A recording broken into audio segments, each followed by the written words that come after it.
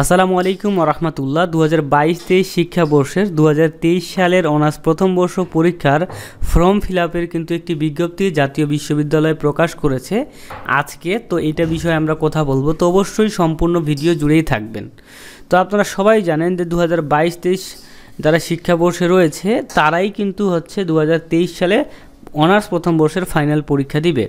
ঠিক আছে, এই যে দেখেন এখানে আমাদেরকে বলা হচ্ছে সংশ্লিষ্ট সকলকে জানানো যাচ্ছে যে 2022-23 শিক্ষাবর্ষের নিয়মিত এবং 18-19 বা 19-20 বা 20-21 বা 21-22 শিক্ষাবর্ষের অনিয়মিত ও গ্রেড উন্নয়ন এবং 16-17, 17-18, 18-19 শিক্ষাবর্ষে শুধুমাত্র প্রমোটেড শিক্ষার্থীগণ এফ গ্রেড প্রাপ্ত কোর্সে 2023 সালের অনার্স প্রথম বর্ষ পরীক্ষায় অংশগ্রহণ করতে পারবে। অনার্স প্রথম বর্ষ শিক্ষার্থীদের পরীক্ষার ফর্ম পূরণ সংক্রান্ত আবেদন ও সংশ্লিষ্ট কোর্সের ইনকোর্স নম্বর প্রদানসহ যাবতীয় কার্যক্রম অনলাইনে 12 মে 2024 তারিখ থেকে শুরু হবে। তাহলে আমরা জানতে পারলাম যে অনার্স প্রথম বর্ষের ফর্ম ফিল আপ শুরু হচ্ছে 12 মে 2024 তারিখ থেকে। ঠিক আছে, তো আমরা যদি একটু নিচে আসি, পরীক্ষার্থীদের ফি এর বিবরণ কিন্তু টাকায় লিখে দিছে। দেখেন যে ফি এর বিবরণটা কিন্তু এখানে লিখে দিছে যে বিশ্ববিদ্যালয়ে জমা হবে তত্ত্বীয় ফি 250 টাকা। হ্যাঁ, তো এইখানে এই জায়গাগুলোতে কত টাকা ফি লেখা থাকে থাক, আপনারা কি করবেন, আপনারা সুন্দর করে আপনাদের কলেজে যাবেন, কলেজে অবশ্যই ক্লাস করতে যান, কলেজে গিয়ে কলেজের নোটিশ বোর্ডে দেখবেন যে তারা কত টাকা চাচ্ছে অনার্স প্রথম বর্ষের ফর্ম ফিল আপের ফি।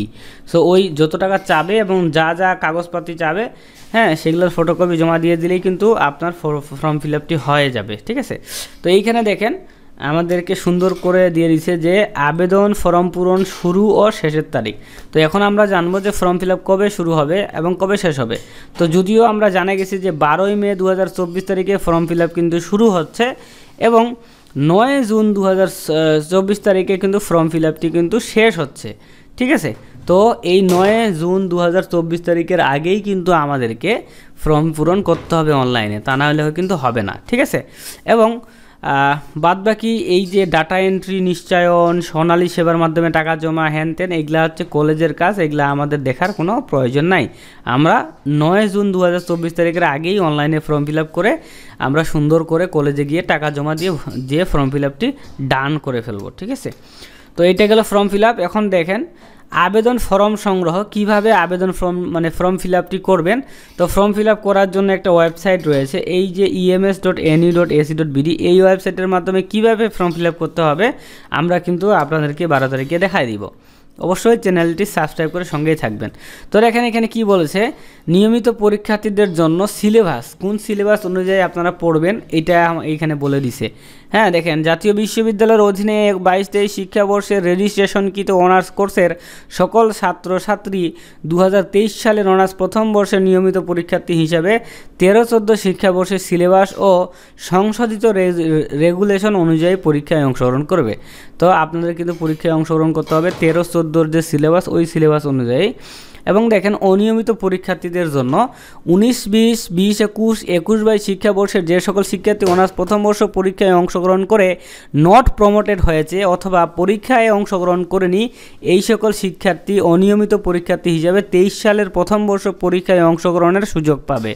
নট প্রমোটেড শিক্ষার্থীকে পূর্ববর্তী বছরের পাশকৃত কোর্সের পরীক্ষা দিতে হবে না। তবে যারা 22 সালের অনার্স প্রথম বর্ষের প্রথমবারের মতো পরীক্ষায় অংশগ্রহণ করে সি বা ডি গ্রেড পেয়েছে, শুধুমাত্র তারাই 2023 সালে পরীক্ষায় উচ্চতর গ্রেডে উন্নতি করার জন্য পরীক্ষা দেওয়ার সুযোগ পাবে। সর্বোচ্চ 2টি পত্র এবং এফ গ্রেড সকল কোর্সের পরীক্ষা দিতে হবে। সো দেখেন যারা এফ গ্রেড পেয়েছে তাদেরকে কিন্তু প্রত্যেকটা বিষয়ে পরীক্ষা দিতে হবে যেই বিষয়ে এফ তারা পেয়েছে, এবং যারা মান উন্নয়ন বা গ্রেড উন্নয়ন করতে চাচ্ছে তারা শুধুমাত্র সি এবং ডি গ্রেড যেই সাবজেক্টে পেয়েছে সেই সাবজেক্টগুলোর কিন্তু পরীক্ষা দিতে হবে। তো এখানে দেখেন গ্রেড উন্নয়ন পরীক্ষার্থীদের জন্য কিছু নির্দেশনা দিয়েছে। 22 সালে অনার্স প্রথম বর্ষে যে সকল শিক্ষার্থী নিয়মিত অনিয়মিত পরীক্ষার্থী হিসেবে প্রথমবারের মতো পরীক্ষায় অংশগ্রহণ করে দ্বিতীয় বর্ষে প্রমোশন পেয়েছে এবং ওই সকল শিক্ষার্থীরা শুধুমাত্র সি এবং ডি গ্রেড প্রাপ্ত কোর্স বা বিষয়গুলোতে গ্রেড উন্নয়নের পরীক্ষায় অংশগ্রহণ করতে পারবে এবং হাইয়েস্ট 2টা। সো দেখেন আপনারা অনেকেই রয়েছেন সি বা ডি গ্রেড পেয়েও সেকেন্ড ইয়ারে কিন্তু প্রমোশন পেয়েছেন, উত্তীর্ণ হয়ে গেছেন, বাট সি এবং ডি গ্রেড প্রাপ্ত যে কোনো দুইটা সাবজেক্টে আপনারা চাইলে কিন্তু পুনরায় পরীক্ষা দিতে পারবেন এবং পরীক্ষার জন্য ফর্ম ফিল আপ করে পরীক্ষা দিবেন। যদি পরবর্তীতে সি এবং ডি গ্রেড বা ফেইল আসে এই সাবজেক্টগুলোতে, তাহলে কিন্তু আপনার ফেইল দেখাবে না, আপনার আগে যে সি ডি ছিল ওই সি দিয়েই থেকে যাবে। আর যদি গ্রেড একটু বেশি পান তাহলে সেই গ্রেডটা বেশি হলে ওটা যোগ হবে। তাহলে বাংলা কথা হচ্ছে এটা যে আপনারা যদি গ্রেড উন্নয়ন পরীক্ষা দিতে চান তো সেই ক্ষেত্রে যদি ফেল করেন তাহলে আগে যেইটাতে সি গ্রেড ছিল, যেইটাতে ডি গ্রেড ছিল ওই গ্রেডেই থাকবে। আর যদি ভালো রেজাল্ট করেন যে সি গ্রেডের জায়গায় এটাতে বি গ্রেড চলে আসছে, ডি গ্রেডের জায়গায় এখানে এ গ্রেড চলে আসছে, তাহলে কিন্তু রেজাল্টটি পরিবর্তন হবে। ঠিক আছে। এবং দেখেন যে সকল শিক্ষার্থী 16, 17, 17, 18, 18, 19, 19, 20, 21, 22 মানে শিক্ষাবর্ষে অনার্স প্রথম বর্ষ পরীক্ষায় অংশগ্রহণ করে দ্বিতীয় বর্ষে প্রমোশন পেয়েছে কিন্তু এক বা একাধিক বিষয়ে ফেল করেছে, তাদেরকে 23 সালে পরীক্ষায় ফেল করা সাবজেক্টে অংশগ্রহণ করে পরীক্ষা দিতে হবে। ঠিক আছে। এবং দেখেন সকল এফ গ্রেড প্রাপ্ত কোর্সে পরীক্ষা দিয়ে রেজিস্ট্রেশনের মেয়াদে অবশ্যই ডি গ্রেডে উন্নতি হইতে হবে। ঠিক আছে। এফ গ্রেড থেকে ডিতে যাইতে হবে। এফ গ্রেডকে উচ্চতর গ্রেডে উন্নীত করলে পরবর্তীতে গ্রেড উন্নয়নের কোনো সুযোগ থাকবে না এবং ফলাফল যাই হোক না কেন বি প্লাস গ্রেডের বেশি প্রাপ্য হবে না। ঠিক আছে। মানে আপনার ফলাফল যাই হোক বি প্লাসের বেশি প্রাপ্য হবে না। সো সেই হিসাবেই আপনারা কিন্তু গ্রেড বা মান উন্নয়নের পরীক্ষা দিবেন। এবং 22 সালের অনার্স প্রথম বর্ষ পরীক্ষায় অংশগ্রহণ করে সি প্রমোটেড প্রাপ্ত পরীক্ষার্থীদের অনুপস্থিতিপত্রে 23 সালের পরীক্ষায় অবশ্যই অংশগ্রহণ করতে হবে। এবং দেখেন 15-16 শিক্ষাবর্ষের শিক্ষার্থীদের পরীক্ষায় অংশগ্রহণের প্রয়োজনীয় শর্তাবলী, অর্থাৎ যারা 15-16 শিক্ষাবর্ষে রয়েছে তারা এক বা একাধিক কোর্সে ফেল করলেও বা অকৃতকার্য হইলেও তাদেরকে 5,000 টাকা যদি ফি দেয় তাহলে 23 সালের সঙ্গে তারা পরীক্ষায় অংশগ্রহণ করার সুযোগ পাবে।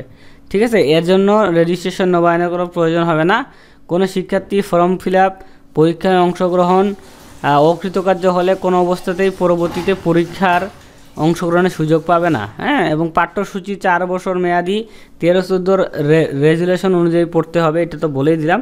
তারা পরীক্ষার্থীদের জন্য করণীয়, পরীক্ষার্থীদের জন্য কী কী করণীয় থাকবে, মানে কিভাবে আমরা ফর্ম ফিল আপটি অনলাইনে মোবাইলের মাধ্যমে করব, এটা আমি পরবর্তীতে তোমাদেরকে দেখাই দিব 12 তারিখে।